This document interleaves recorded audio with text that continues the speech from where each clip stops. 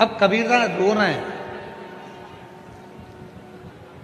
गांव के लोग इकट्ठे हो गए, काशी के सारे। उन्होंने पास में कबीरदास जी के खड़े होकर देखा तो कभी रो रहे थे, कभी हंस रहे थे, फिर रो रहे थे, फिर हंस रहे थे।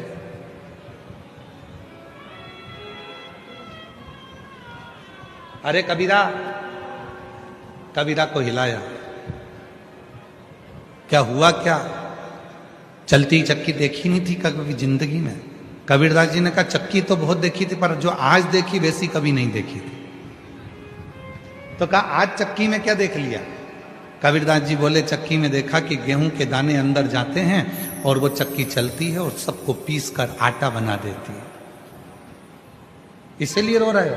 हाँ। तो फिर हंस क्यों रहे हो? कबीरदास जी कह रहे हैं हंस इसलिए रहा हूं कि उन दोनों चक्की के बीच में कीला लगा है। दाने चक्की के दोनों पार्टों में जाते हैं तो पिस कर आटा बन जाता है, और दाने जो कीले के पास में चिपक जाते हैं वो पिसते नहीं हैं, वो वैसे की वैसे ही रह जाते हैं।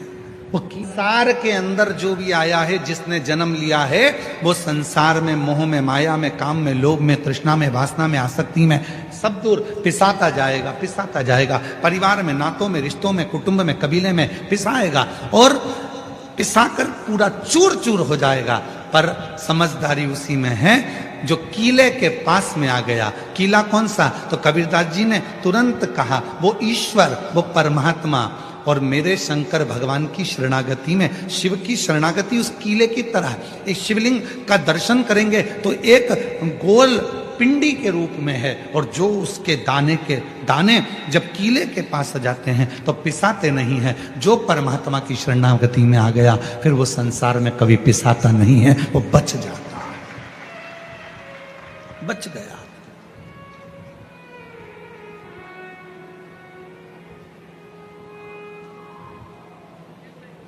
भेजो अपने बच्चों को मंदिर तक, भेजो अपने बेटा बेटी को कि शंकर जी को एक लोटा जल चढ़ा।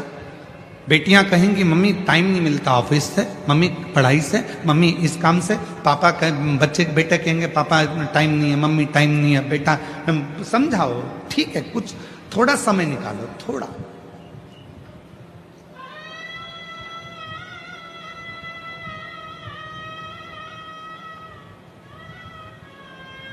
जब व्यक्ति बीमार होता है, एक्सीडेंट होता है, वेंटिलेटर पर पड़ा रहता है, उसके घर में पैसा भी होता है, रिश्तेदार भी होते हैं, खाने के लिए भी होता है।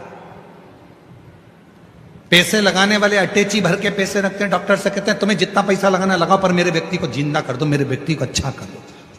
उसको जो लगे, मैं कर्जा कर लूंगी, कर्जा ले दूंगी, मैं अपनी रकम बेच दूंगी, मैं अपनी जायदाद बेच दूंगी, पर इसको अच्छा कर दो डॉक्टर साहब, इसको अच्छा कर दो। मकान गिरवे रख दिया, जमीन गिरवे रख दी, गहने गिरवे रख दिए, बच्चे दिन रात काम करते रहे उस व्यक्ति को ठीक करने के लिए। पर याद रखना, पैसा दवाई खरीद सकता है, पैसा पलंग खरीद सकता है हॉस्पिटल का, पैसा वेंटिलेटर खरीद सकता है, पर पैसा श्वास नहीं खरीद सकता। श्वास बढ़ाने की जवाबदारी तो वो प्राणपति परमात्मा भगवान शिव की ही है। धड़कने, श्वास कितनी देना है, कितनी प्रदान करना है, उसकी जवाबदारी उसकी है। पलंग खरीद लो, अच्छा हॉस्पिटल खरीद लो, अच्छे डॉक्टर खरीद लो, मुंबई से डॉक्टर बुलवा लो, तुम्हारी मर्जी पड़े तो सूरत से बुलवा लो, तुम्हारी मर्जी पड़े दिल्ली से बुलवा लो, विदेश से बुलवा लो, वो सब आएंगे, दवाई देंगे, खर्चा करेंगे, सब कुछ होगा। पर सब कुछ करने के बाद भी डॉक्टर कहेंगे कि उसके हाथ में कुछ है, हम मेहनत तो कर रहे हैं पर रिस्पॉन्स इतना मिल नहीं रहा। हम मेहनत कर रहे हैं, आपने हॉस्पिटल भी अच्छा चुना है, डॉक्टर भी अच्छे चुने, दवाई भी अच्छी चुनी, महंगे से महंगा काम करा, पर रिस्पांस नहीं मिल रहा। क्यों नहीं मिल रहा? क्योंकि उसने पैसा तो कमाया पर कभी पुण्य नहीं कमाया। यदि कभी पुण्य कमाया होता तो हॉस्पिटल में वो पुण्य काम आ जाता। थोड़ा सा आप कलेक्टर बनो, आप एसपी बनो, आप आईजी बनो, डीआईजी बनो, टीआई बनो, तुम्हारी मर्जी पड़े, मंत्री संतरी कलंतरी, जो तुम्हें बनना है सब कुछ बनो, मना नहीं है। पर परमात्मा से निवेदन करना, मुझे सब कुछ बनाना, पर उससे पहले तेरे चरणों का दास बनाना, क्योंकि अंत समय में कोई नहीं आएगा, तब तुझे आना पड़ेगा। और अंत समय प्रभु आना पड़ेगा, और वचन दिया तो निभाना पड़ेगा। आए ना आए प्रभु कुटुंब कबीला, अंत समय प्रभु आना पड़ेगा, वचन दिया तो निभाना पड़ेगा, अंत समय प्रभु आना पड़ेगा। कौन आएगा अंत समय में? वेंटिलेटर के बाहर डॉक्टर कहेंगे आईसीयू में इतनी बजे से इतनी बजे तक मिलना, चलो बाहर जाओ, इतनी बजे आना, कमरे में कोई नहीं जाएगा, सब बाहर हो जाओ, रिश्तेदार बाहर, सब बाहर। याद रखना, उस वेंटिलेटर पर जब तुम्हारी अंतिम सांसें चल रही होगी, कोई पास नहीं आएगा, कोई नहीं। कौन आने? अभी हम यहां से आते हैं ना, इधर से, ये इधर से पुल के पार से, तो पुल चालू होता है, वहीं पर शमशान है, वहीं शमशान।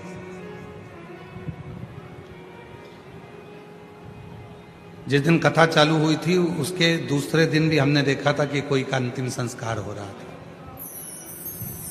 चिता पर अकेला व्यक्ति लेटा हुआ है,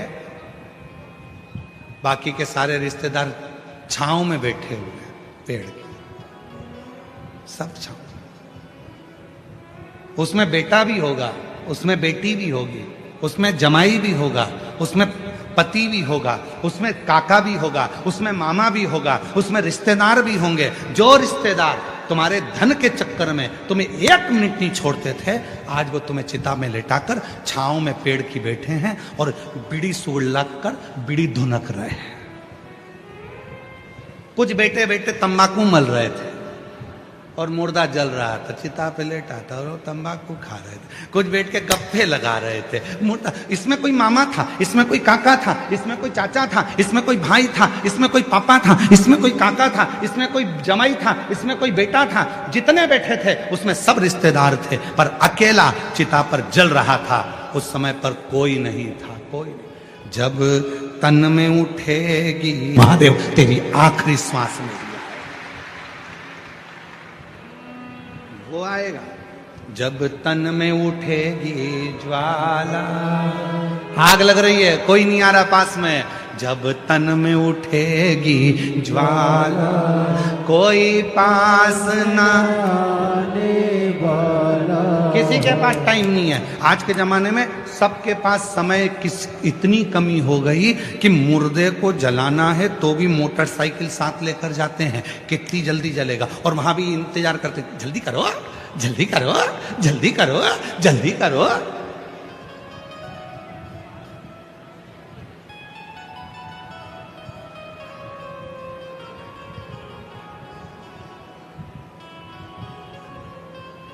सब धरा का धरा पे, धरा की धरा रह गए।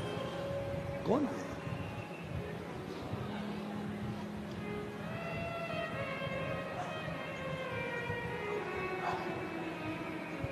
किसका इंतजार?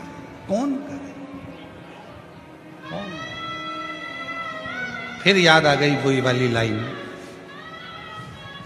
जो हमने पूर्णा में भी गुनगुनाई थी और पहले भी गुनगुनाई थी। वही वही आपको आती है ना, सबको सब बोलना।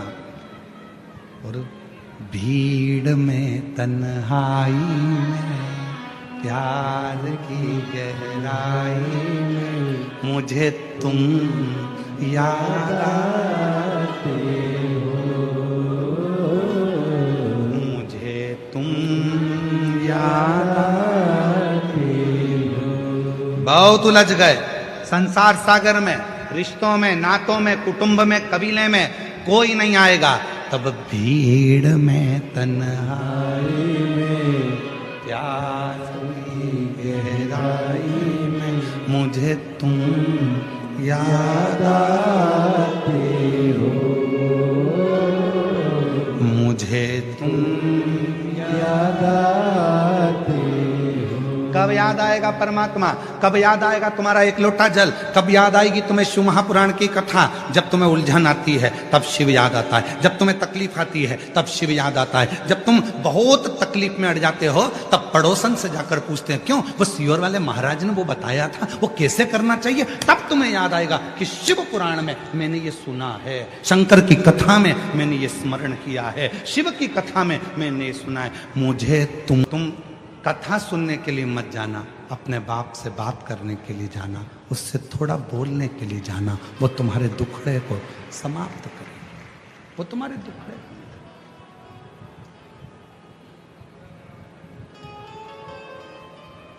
वो तुम्हारे दुखड़े को समाप्त करे। जो पलंग पर से नहीं उठी, जो कभी बोल नहीं सकी, जो कभी चल ना सकी, जिसका शरीर ही काम ना करे, जिसको विकलांग का सर्टिफिकेट दे दिया जाए, वो कैसे चलेगी, कैसे बोलेगी, कैसे सुनेगी? उस परमात्मा पर करो भरोसा, उस पर।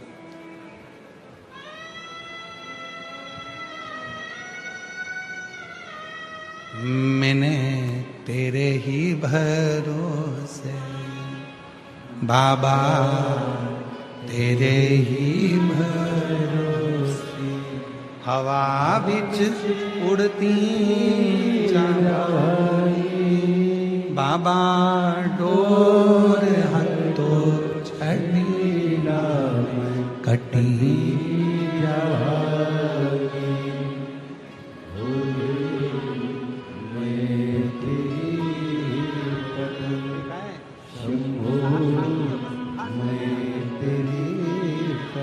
आई बोल रहे हैं जब ये 7 साल की थी तब से ही पलंग पर पड़ गई थी, ना तो ये बोलती थी, ना चलती थी, ना उठती थी, पलंग पर ही सब कार्य करती थी जब ये 7 साल की थी।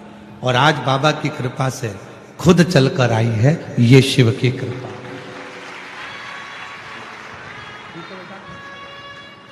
तो जैसी भावना लाया वो वैसा ही फल पाया, नहीं खाली उसे लौटाया, वो मन ही मन हर्षा, और कर दिया माला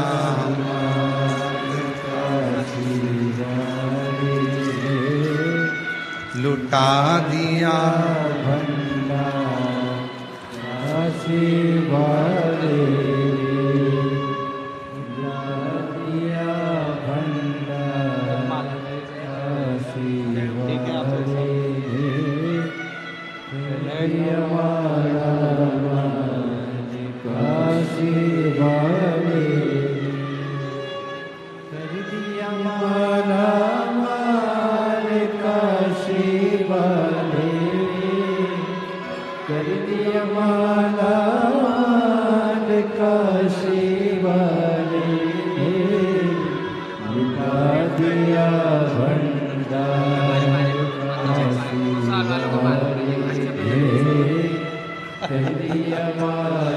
जोरदार ताली बजाएं। जो जैसी भावना लाया वो वैसा ही फल पाया, नहीं खाली उसे लौटाया, वो मन ही मन हर्षाया, और कर दिया माला माल काशी वाले, लुटा दिया भंडार काशी वाले। अपने बच्चों को शिव मंदिर तक भेजने का प्रयास, शिवालय तक भेजो।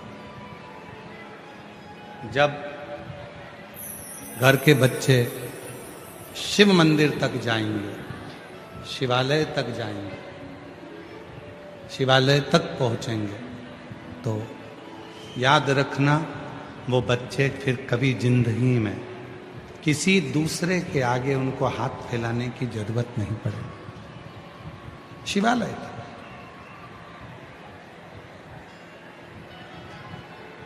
शिव तत्व में उनको रमने दो। शिव तत्व,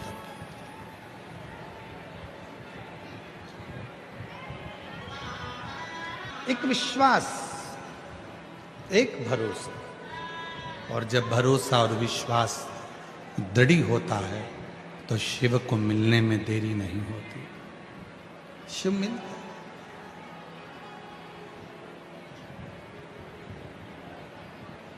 कितना दूर दूर से आप लोग यहां आए हो, पूरे दिन भर धूप में तपते तपते आप इस कथा का इंतजार करते हो, पूरे धूप में तपते तपते।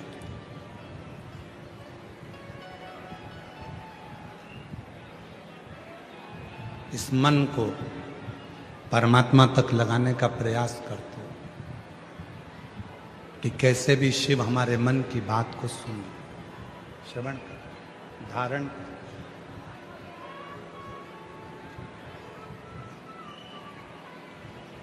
उसको भजो। कितना सुंदर एक संवाद है संत तुकाराम जी का।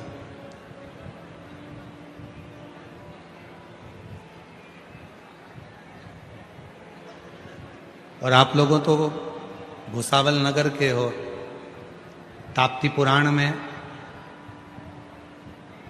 मां ताप्ती के तट पर भुसावल की बड़ी महत्वता आई है। उसमें कपिलेश्वर महादेव का वर्णन बड़ा सुंदर आया।